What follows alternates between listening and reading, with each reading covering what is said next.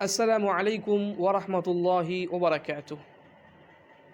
اولاد اللہ سبحانہ و تعالیٰ کی ایک عظیم نعمت ہے، اور اس نعمت کی عظمت کا پتہ کرنا ہو تو ذرا ان کو دیکھیں، ان کے دل سے استفسار کریں جنہیں اللہ سبحانہ و تعالیٰ نے اولاد کے نعمت سے نہیں نوازی ہے۔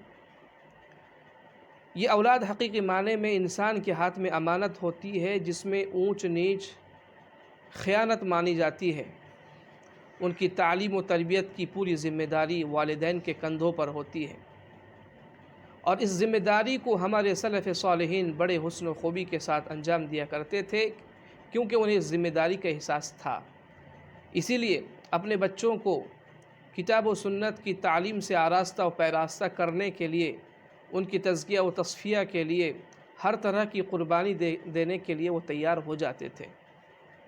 لیکن افسوس کا مقام یہ ہے کہ آج ہماری امت بہت سارے امور میں بحران کا شکار ہے۔ وہیں پر ایک برائی یا ایک کوتاہی کہہ لیجئے اس امت کے اندر یہ ہے کہ وہ اپنی اولاد کی تعلیم و تربیت میں سرگرم نظر نہیں آتے۔ سلف صالحین کا ایک واقعہ میں آپ کے سامنے پیش کر رہا ہوں۔ اس واقعہ پر ذرا غور کریں کہ ہمارے سلف صالحین کس طریقے سے اپنی اولاد کی تعلیم و تربیت کے لیے قربانی دیا کرتے تھے، اور ہر اس چیز کو خرچ کر دیا کرتے تھے جس کی ضرورت پڑتی تھی۔ فروخ نامی ایک شخص گزرے ہیں، جو ربیع بن زیاد نامی ایک صحابی کے غلام تھے۔ وہ صحابی رسول فروخ کو آزاد کرتے ہیں، مال غنیمت میں حصہ دیتے ہیں، اور یہ فروخ مدینہ تشریف لا کر ایک دیندار خاتون سے نکاح کر لیتے ہیں۔ حمل ٹھہر جاتا ہے اور وہ جہاد کرنے کے لیے نکلتے ہیں۔ بیوی کہتی ہے کہ کیا تم مجھے ایسے وقت میں اکیلے چھوڑے جا رہے ہو جب میں تمہارا زیادہ محتاج ہوں؟ شوہر کہتا ہے کہ دیکھو بیوی، میں اللہ کے راستے جہاد کرنے کے لیے نکل رہا ہوں، تمہارے پاس 30,000 دینار چھوڑے جاتا ہوں، حسب ضرورت ان کو خرچ کرتے رہنا۔ پھر اس طریقے سے ایام گزرتے رہتے ہیں، یہاں تک کہ فروخ کی بیوی ایک خوبصورت لڑکا جنتی ہے۔ لیکن ایام گزرتے جاتے ہیں، مہینے اور سال گزرتے جاتے ہیں، لیکن فروخ لاپتہ رہتے ہیں، گھر کو واپس نہیں آتے، یہاں تک کہ کوئی 30 سال کا ایک طویل عرصہ گزر جاتا ہے، اور بیٹا اپنے باپ کو دیکھا ہوا نہیں ہوتا۔ ایک دن اچانک فروخ اپنے گھر کو تشریف لاتے ہیں، دروازہ کھٹکھٹاتے ہیں تو دیکھتے ہیں کہ ایک بانکا نوجوان دروازہ کھول رہا ہے۔ باپ اپنے بیٹے کو نہیں پہچانتا تھا، اس سے لڑ پڑا کہ تم میرے گھر میں کیا کر رہی ہو؟ تو میرا گھر ہے، اس میں میری حرمت، میری بیوی ہے۔ بیٹا بھی اپنے باپ کو نہیں پہچانتا تھا، وہ بھی جھگڑ پڑا کہ آپ میرے گھر میں کیا کر رہے ہیں، یہ تو میرا ہی خود اپنا گھر ہے۔ بیوی آتی ہے اور اپنے بیٹے سے کہتی ہے کہ بیٹا، یہ تمہارے والد فروخ ہیں جس کے لیے تم عرصے تک انتظار کرتے رہے۔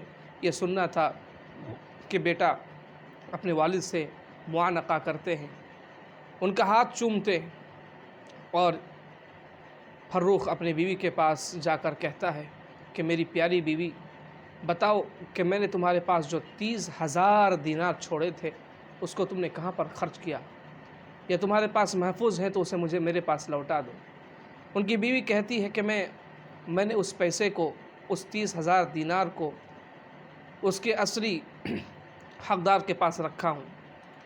اور پھر دونوں سو جاتے ہیں۔ فجر کی اذان ہوتی ہے اور باپ بیٹا نماز کے لیے مسجد نبوی تشریف لے جاتے ہیں۔ نماز ہوتی ہے تو فروخ غور کرتے ہیں کہ ایک مجلس لگ رہی ہے جس میں بڑے بڑے علماء، محدثین اور فقہا موجود ہیں، اور کوئی شیخ ہے جو ان کو درس دے رہے ہیں۔ ہر ایک کی نگاہ میں ان کے تئیں محبت ہے، اکرام ہے۔ وہ بھی اس مجلس میں بیٹھے اور دیکھا کہ ہر کوئی جب مسئلے کا حل نہیں پاتے تو ان کی طرف رجوع کر رہے ہیں، یہاں تک کہ ان کا نام ربیعۃ الرائے انہوں نے رکھا ہے۔ دیکھا کہ یہ میرا بیٹا ہے جو ان کو پڑھا رہے ہیں، ہر ایک کی نگاہ میں ان کے لیے مقام و مرتبہ ہے، ان کی عزت ہے، اور اتنے بڑے بڑے مشائخ، یہاں تک کہ خود امام مالک بن انس رحمہ اللہ ان کے شاگرد ہیں۔ یہ دیکھ کر وہ خوشی میں پھولے نہ سمائے، اپنی بیوی کے پاس دوڑے ہوئے آئے اور کہا کہ بیوی، کیا تم جانتی ہو کہ میرے بیٹے کو یہ مقام و مرتبہ کیسے ملا؟ بیوی کہتی ہے کہ میں نے تم کو کہا تھا کہ میں نے تمہارے 30,000 دینار اس کے صحیح حقدار کے پاس خرچ کیا ہے۔ یہ تمہارا بیٹا ہے جس کی تعلیم و تربیت کے لیے میں نے پوری زندگی گزار دی اور اس کے تعلیم و تربیت کے لیے تم نے میرے پاس جو 30,000 دینار سونپے تھے خرچ کر دیا ہے، اب بتاؤ کیا وہ 30,000 دینار تمہارے پاس زیادہ محبوب ہیں یا پھر تمہارے بیٹے کا یہ علم و شرف و مقام و مرتبہ؟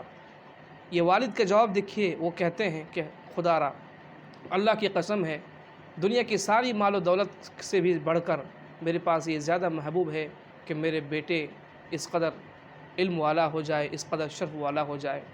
کہنے کا مطلب یہ ہے کہ ہمارے سلف صالحین اپنی اولاد کی تعلیم و تربیت کا بہترین انتظام کرتے تھے اور ہر طرح کی پریشانی کو سہنے کے لیے تیار رہتے تھے۔ ہمیں بھی اپنے سلف صالحین کی طرح ہونا چاہیے اور اپنے اولاد کی تعلیم و تربیت کی فکر کرنی چاہیے تاکہ ہمارا دنیا بھی سدھر جائے اور آخرت میں بھی اللہ سبحانہ و تعالیٰ کے پاس ہماری گرفت نہ ہو۔